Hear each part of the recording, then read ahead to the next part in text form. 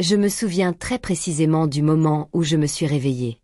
Le plafond au-dessus de moi était d'un blanc éclatant, bourdonnant sous la lumière des néons, et je pouvais à peine respirer.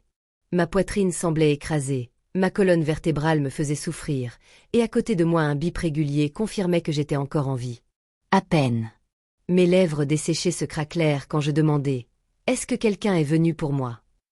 L'infirmière s'arrêta, ne dit rien. Elle n'en avait pas besoin.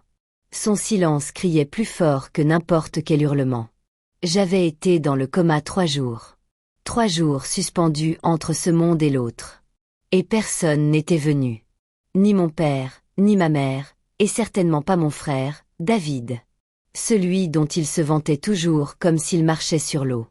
Mais vous savez qui est venu? Ma voisine, Madame de la Cour. Elle a 74 ans, de mauvais genoux, et pourtant elle a fait l'effort de me retrouver après que ma voiture a dérapé dans une tempête de neige. C'est elle qui a appelé les secours, qui a monté dans l'ambulance, qui est restée assise à mes côtés pendant que j'étais inconsciente. Elle a veillé à ce que je ne sois pas seule. Pendant ce temps, mes propres parents n'ont même pas pris la peine de téléphoner pour savoir si je respirais encore. Mais l'histoire n'avait pas commencé là. En grandissant, j'avais toujours été la dépense, l'enfant de trop, l'erreur. David, lui, était le trophée. Moi, j'étais le reçu. Chaque petite réussite à moi, mon diplôme, le lancement de mon petit atelier de design, le fait d'avoir pris mon indépendance ne valait tout au plus qu'un hochement de tête. Mais David, il avait échoué à l'école, et on disait de lui qu'il était trop brillant pour qu'on l'enferme dans des cases.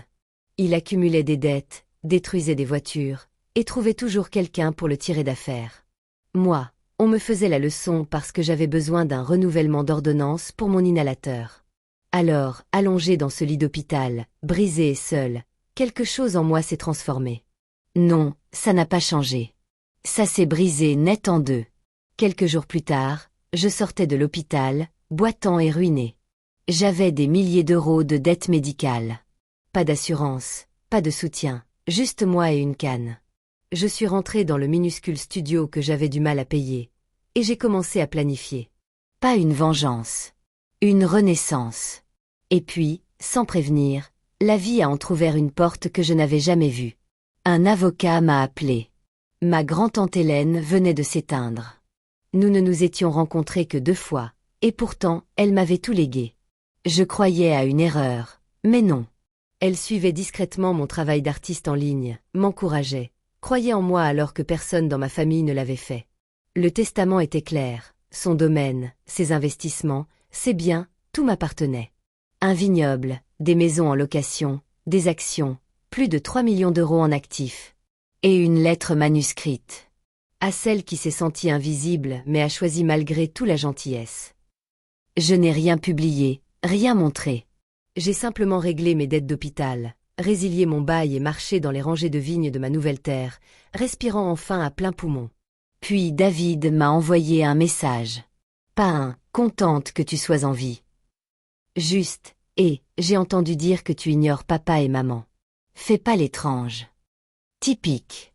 Et quelques jours plus tard, ils sont arrivés sans prévenir, plantés dans le hall du grand appartement en bord de mer que je venais de mettre en vente. Leurs yeux ont glissé sur les plans de marbre, les hauts plafonds, le mobilier de créateur. « À qui appartient cet endroit ?» demanda ma mère.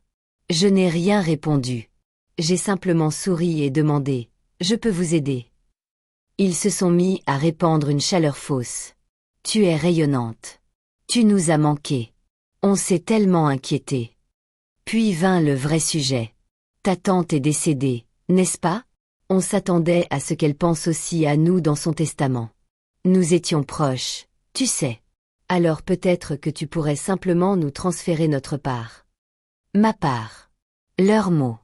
Pas un mot sur l'abandon. Pas une excuse. Je les ai regardés dans les yeux et j'ai dit, « Vous n'avez même pas vérifié si j'étais en vie. Vous n'avez pas envoyé le moindre message. Mais maintenant qu'il y a de l'argent, tout à coup je réapparais dans vos pensées. Mon père n'a pas scié. Tu nous dois bien ça. Nous t'avons élevé. » Alors je leur ai tendu la lettre d'Hélène. Elle m'avait tout laissé. Chaque centime, chaque mètre carré. Puis j'ai ajouté, j'ai utilisé cet argent pour ouvrir un collectif d'artistes au centre-ville. Celui dont vous vous êtes moqué quand j'ai dit que j'en construirais un jour. Quant à Karen, la galeriste qu'ils adoraient, je l'avais licenciée. Elle non plus n'avait jamais cru en moi. Ils sont partis furieux, mais pas avant que mon père ne lance. Tu regretteras, quand David héritera de la maison familiale. J'ai souri. Cette maison est déjà à moi. Ce qu'ils ignoraient, c'est que tante Hélène possédait la société de crédit qui détenait l'hypothèque de leur maison. Et désormais, cette société m'appartenait. Ils n'avaient pas payé depuis des années, pensant que la dette avait été effacée. Ils se trompaient. Quelques semaines plus tard, je suis arrivé devant la maison. Costume impeccable, nouvelle voiture, documents en main. Mon père hurlait sur la pelouse. Ma mère pleurait sur le perron. Je leur ai remis une lettre. La propriété avait été transférée à une fondation à but non lucratif que j'avais créée. La maison allait devenir un foyer pour jeunes filles abandonnées, des filles qui savaient ce que signifiait être traitées comme jetables. « Tu n'as pas le droit », a crié mon père. Je l'ai regardé calmement. Je viens de le faire. Alors ils ont supplié. Soudain, ils se souvenaient que j'étais leur fille. Je me suis approché. Vous ne vous souvenez de moi que quand j'ai quelque chose à vous donner. Mais moi, je me souviens de tout, le silence, la douleur, ce moment où vous avez décidé que je ne valais pas la peine qu'on s'inquiète pour moi. Aujourd'hui, j'ai décidé que vous ne valiez pas la peine qu'on vous garde.